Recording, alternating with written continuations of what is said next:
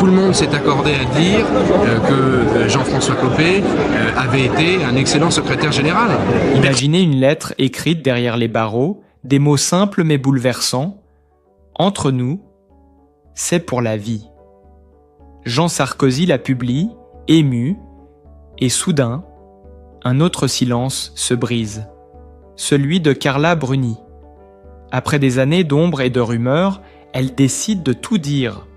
Pas sur la politique, mais sur ce que personne n'avait jamais osé évoquer, la vérité dérangeante autour des enfants cachés de Nicolas Sarkozy. Il a dit, dès que je suis rentrée dans le salon des CH, il m'a dit qu'il... Ce n'est pas la première fois qu'un membre du clan Sarkozy fait parler de lui. Mais cette fois, le ton est différent. Pas de discours politique, pas d'attaque médiatique, pas de scandale d'État, juste une lettre, un morceau de papier jauni, griffonné d'une écriture reconnaissable entre mille, celle de Nicolas Sarkozy. Quelques mots, sobres mais puissants, adressés à son fils Jean. Entre nous, c'est pour la vie. J'aime ta sensibilité et ton talent. Ton père qui t'aime si tendrement. On imagine la scène, un père qui écrit depuis une cellule, un fils qui lit ces mots et décide, sans prévenir personne, de les rendre publics. Un geste à la fois simple et bouleversant, mais aussi porteur d'un message caché. Car cette lettre, à première vue, intime, semble en dire bien plus qu'elle ne montre. Depuis qu'elle a été publiée sur Instagram, le pays s'interroge. Pourquoi maintenant ? Pourquoi cette mise en lumière soudaine d'un échange si personnel ? Et surtout, pourquoi Carla Bruni, d'ordinaire si discrète, a-t-elle choisi ce moment précis pour briser le silence ? Le hasard n'existe pas, et chez les Sarkozy, chaque mot, chaque apparition, chaque silence est calculé, pesé, orchestré, sauf peut-être cette fois. Car depuis quelques semaines, quelque chose a changé. Le clan Sarkozy se resserre, presque fébrilement. Pierre, le musicien, envoie des messages codés sur ses réseaux. Julia, la Benjamine, se montre dans les bras de sa mère, radieuse mais silencieuse. Et Carla, elle, prend enfin la parole. Ce qu'elle dit n'est pas une simple déclaration de soutien, c'est une confession, une mise au point, une vérité qu'elle aurait, selon ses mots, trop longtemps laissée dans l'ombre. Tout commence lors d'une interview donnée à une chaîne italienne un soir d'octobre. Le journaliste lui demande, avec cette pointe d'insistance typique du métier, « Madame Bruni, comment vivez-vous cette période ? Et comment vont vos enfants ? » Un sourire d'abord, puis une pause, un silence. Carla baisse légèrement la tête, respire et répond. Vous savez, dans une famille comme la nôtre, il y a toujours eu plus d'enfants qu'on ne le croit. Une phrase, une seule, et la France entière s'arrête. Les spéculations explosent. À qui faisait-elle référence ? À Raphaël, le fils qu'elle a eu avec le philosophe Raphaël Enthoven, à Julia, sa fille avec Nicolas Sarkozy, ou à d'autres dont personne n'aurait jamais entendu parler. La rumeur enfle, les médias s'en emparent. Certains affirment que Sarkozy aurait reconnu un enfant né d'une relation passée, d'autres parlent d'une adoption restée secrète. Et Carla, au lieu de démentir, laisse planer le doute. Quelques jours plus tard, elle s'explique dans un entretien écrit. Ses mots sont mesurés, précis, presque poétiques. Nicolas a toujours été un père présent, aimant, mais il est des amours et des liens que le temps et la discrétion protègent. Il y a des choses que le public n'a pas besoin de savoir pour comprendre la profondeur d'un homme. Une phrase énigmatique, qui ne nie rien, mais ne confirme rien non plus. Alors, que cache-t-elle vraiment ? Cette lettre de Jean serait-elle le fil tiré d'un secret plus vaste ? On raconte que Nicolas Sarkozy, durant ses années à l'Élysée, aurait tout fait pour préserver certaines zones d'ombre de sa vie privée. une promesse peut-être, faite à quelqu'un du passé. Une histoire que même Carla n'aurait connue que plus tard. Et c'est précisément ce qui rend cette révélation si troublante. Jean Sarkozy, dans son message accompagnant la lettre, écrit « Fort sans cesser d'être tendre ». Cette phrase, anodine en apparence, semble presque répondre à une blessure ancienne, comme si le fils cherchait à réhabiliter un père longtemps jugé pour sa dureté. L'image du président de la rupture s'efface, remplacée par celle d'un homme seul, vieillissant, enfermé, mais encore animé par le besoin d'aimer et d'être compris. Le public, lui, oscille entre fascination et scepticisme. Faut-il voir dans tout cela un coup de communication soigneusement orchestré, ou une véritable confession d'un couple au bord de l'épuisement médiatique? Difficile à dire. Mais une chose est sûre, Carla Bruni, pour la première fois depuis des années, a repris la parole non pas comme la femme d'un président, mais comme une femme blessée, lucide, qui ne veut plus se taire. Dans ses propos, il y a de la nostalgie, mais aussi une forme de revanche. Elle évoque son mari avec tendresse, mais aussi avec distance.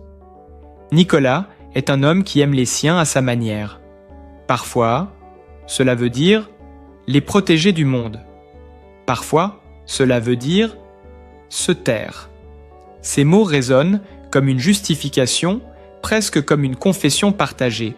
Et si, derrière cette lettre et cette révélation, se cachait la vraie histoire d'un couple qui a tout vécu sous les projecteurs, mais dont personne n'a jamais vraiment compris les failles. Si ce silence brisé de Carla Bruni n'était pas une simple confidence, mais une manière d'exorciser les blessures, de dire enfin ce que le pouvoir, les apparences et les années avaient étouffé. Carla Bruni sait ce qu'elle fait. En brisant le silence, elle ne provoque pas seulement un séisme médiatique, elle redonne aussi une dimension humaine à une histoire devenue symbole. Celle d'un homme déchu, d'une femme fatiguée de se taire et d'une famille qui, malgré tout, reste soudée. La lettre de Jean, simple et sincère, devient alors bien plus qu'un message d'amour filial. C'est un rappel, une déclaration universelle. Derrière les scandales, les procès, les murs d'une prison, il reste encore l'amour. Et peut-être est-ce là, au fond, la véritable leçon de cette histoire. Il arrive un moment où même les figures les plus puissantes doivent redevenir simplement humaines. Carla Bruni, en révélant ce secret, ne cherche ni à choquer ni à excuser. Elle veut seulement rappeler qu'au-delà des titres, des jugements et des rumeurs, il y a un père, une mère, des enfants. Et une vérité qu'aucune prison ne pourra jamais enfermer. Tout a commencé par une image presque banale. Une feuille pliée en deux, posée sur une table de bois. Sur la photo, publiée par Jean Sarkozy sur Instagram, on devine une écriture fine, nerveuse, reconnaissable entre mille. En bas, une signature, Nicolas. Mais derrière cette simplicité apparente se cachait une bombe émotionnelle. Car selon plusieurs proches du clan, cette lettre n'était pas seulement un message d'amour entre un père et son fils. C'était une confession. Une trace écrite d'un secret que Nicolas Sarkozy avait longtemps voulu emporter avec lui. Carla Bruni, qui connaissait l'existence de cette lettre depuis des mois, aurait tout fait pour qu'elle ne voie jamais le jour. Mais lorsque Jean l'a publiée, elle a compris que le silence n'était plus possible. C'était une lettre d'homme à homme, pas une lettre politique, confiera-t-elle plus tard, la voix tremblante. Mais ce qu'elle ne dit pas immédiatement, c'est que cette lettre contenait un passage coupé, une phrase que Jean n'avait pas osé rendre publique. Une phrase que Carla, bouleversée, a fini par révéler. « Dis à ceux qui me jugent que j'ai aimé plus d'enfants qu'on ne le croit. » C'est là que tout bascule. Cette ligne, glissée entre deux paragraphes pleins de tendresse, relance toutes les spéculations. À qui Nicolas Sarkozy fait-il allusion? Aux enfants qu'il a eus officiellement? Pierre, Jean, Louis, Giulia, ou à d'autres dont personne n'aurait jamais entendu parler? D'après Carla, cette phrase n'était pas métaphorique. C'est un aveu, aurait-elle confié à un proche. Il portait en lui une histoire qu'il n'a jamais pu raconter. Les journalistes se sont précipités, fouillant le passé de l'ancien président. Certains évoquent une liaison ancienne, avant même son mariage avec Cécilia. D'autres parlent d'un enfant né à l'étranger, protégé par le secret le plus absolu. Mais ce qui rend cette lettre encore plus troublante, c'est le ton employé. Loin du langage politique habituel, Nicolas Sarkozy y écrit comme un homme accablé par le poids du souvenir. « J'ai parfois mal aimé, j'ai voulu protéger, j'ai cru que le silence suffisait. Mais le silence, c'est aussi une prison. » Des mots qui résonnent comme une confession à double sens, celle du père enfermé derrière les barreaux, et celle de l'homme enfermé dans ses propres secrets. Jean, en publiant la lettre, ne s'attendait pas à provoquer une telle onde de choc. Il voulait simplement, disait-il, rendre hommage à un père blessé, mais toujours debout. Pourtant, dès la mise en ligne du message, le clan s'est fissuré. Pierre, le frère aîné, aurait reproché à Jean d'avoir ouvert une porte qui ne devait jamais l'être.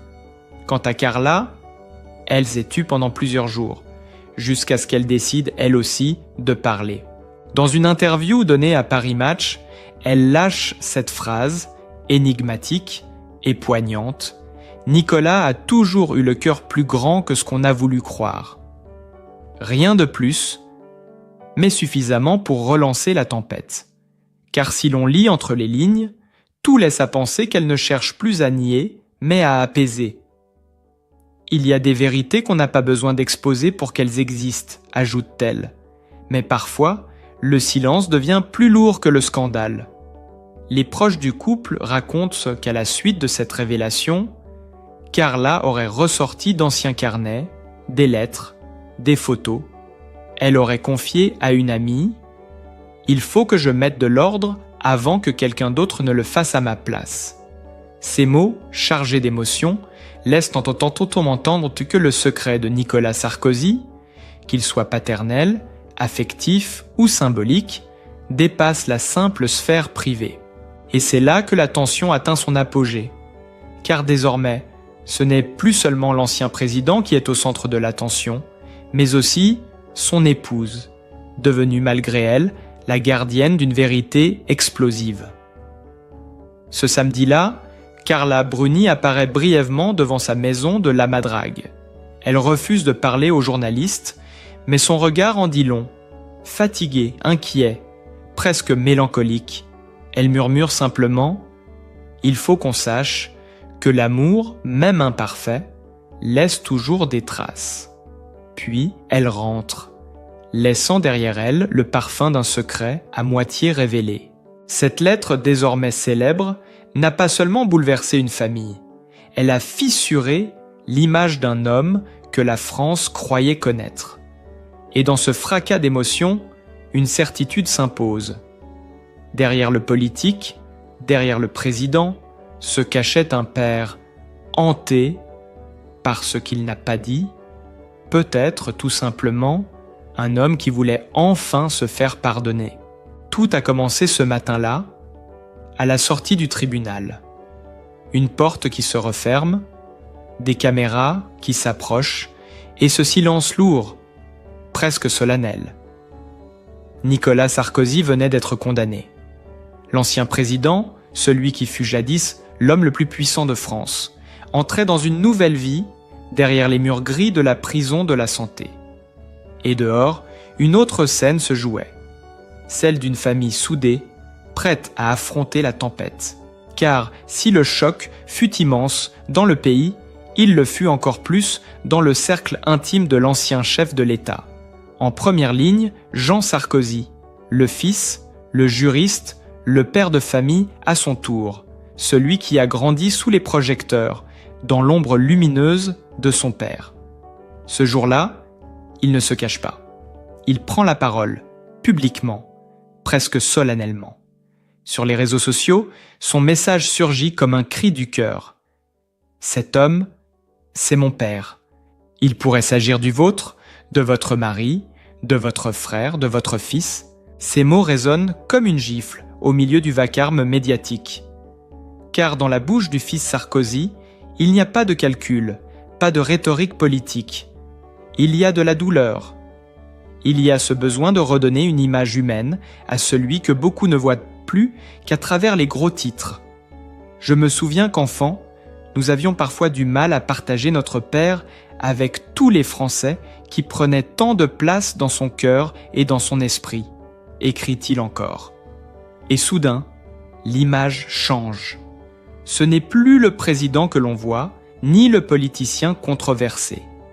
C'est un père, un homme déchiré entre le pouvoir et sa famille, un homme que ses enfants ont dû apprendre à partager avec une nation entière. Cette confession, simple mais poignante, bouleverse les internautes. Et elle n'est que le début. Car autour de Jean, tout le clan Sarkozy se met en mouvement. Pierre Bourlan, l'aîné, le musicien, choisit le silence mais multiplie les messages symboliques. Une photo d'un piano fermé, une légende en anglais.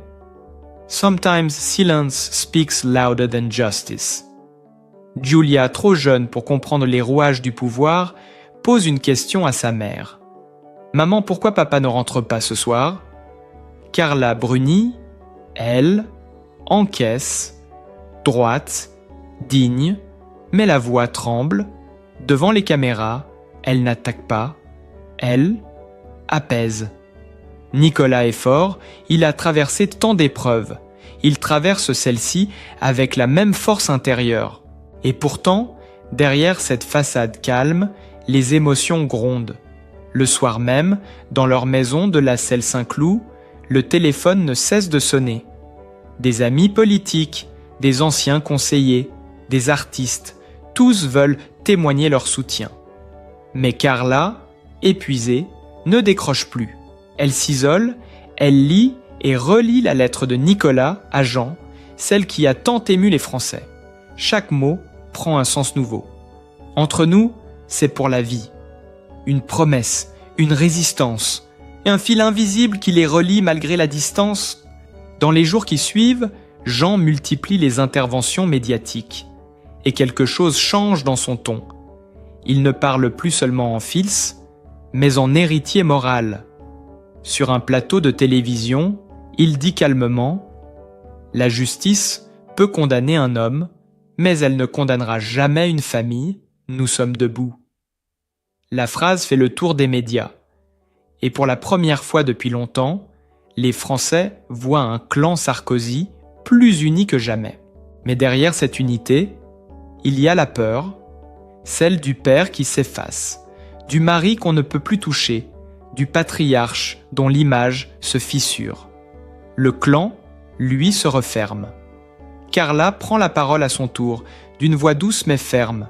« Je crois à l'amour, je crois à la loyauté, et je crois que la vérité finit toujours par éclater. » Une déclaration qui sonne comme un avertissement, comme si elle savait que quelque chose d'autre couvait sous cette affaire judiciaire, un secret peut-être, ou une autre vérité encore à venir. Ce qui frappe Raoul dans cette période sombre, c'est la manière dont les Sarkozy se réinventent. Eux qui furent un symbole de pouvoir deviennent un symbole de résistance. Chaque apparition publique de Carla, chaque mot de Jean, chaque silence de Pierre semble répondre à une stratégie implicite, protéger l'homme plus que le président. Et peu à peu, le récit s'inverse. Ce n'est plus l'histoire d'un condamné, c'est celle d'un père soutenu, aimé, porté par les siens malgré la honte et la chute. Mais dans les couloirs de la prison, selon certains proches, Nicolas Sarkozy ne se plaint pas. Il observe, il écrit. On raconte qu'il aurait confié à un gardien « C'est étrange, je reçois plus de lettres ici que quand j'étais à l'Élysée. » Parmi elles, celle de ses enfants, bien sûr, mais aussi de Carla, toujours brève, souvent poétique. Le monde dehors continue de tourner, mais nos cœurs tournent autour de toi, aurait-elle écrit. Et c'est peut-être là que se joue le vrai tournant du récit, dans cette loyauté, presque indestructible, qui relie cette famille malgré les murs et les jugements. Parce qu'au fond, Nicolas Sarkozy a toujours fasciné autant qu'il a divisé.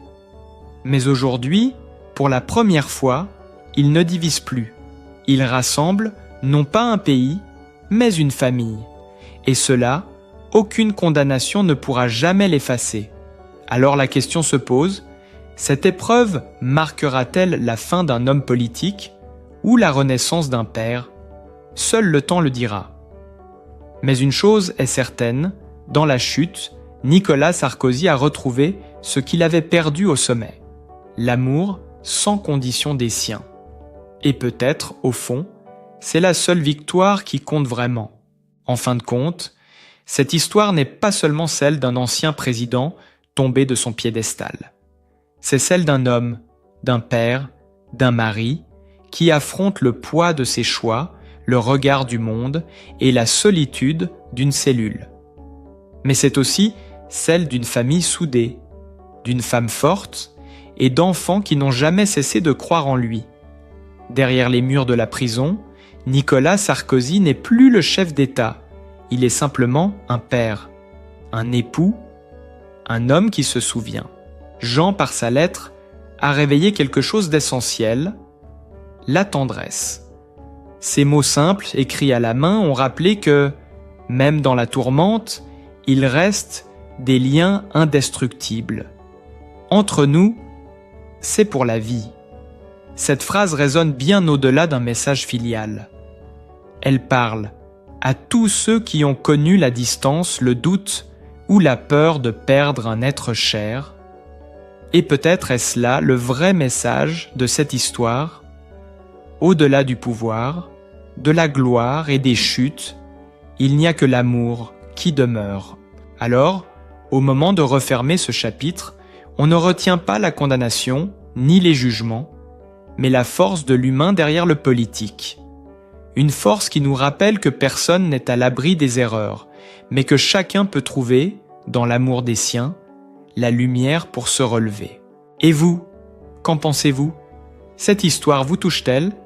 Croyez-vous que la chute révèle parfois la véritable nature d'un homme? Dites-le nous en commentaire, partagez vos réflexions et surtout, n'oubliez pas de liker et de vous abonner pour découvrir d'autres récits de vie qui, comme celle-ci, mêlent grandeur, fragilité et émotion. Parce qu'au fond, derrière chaque nom célèbre, il y a toujours une histoire profondément humaine.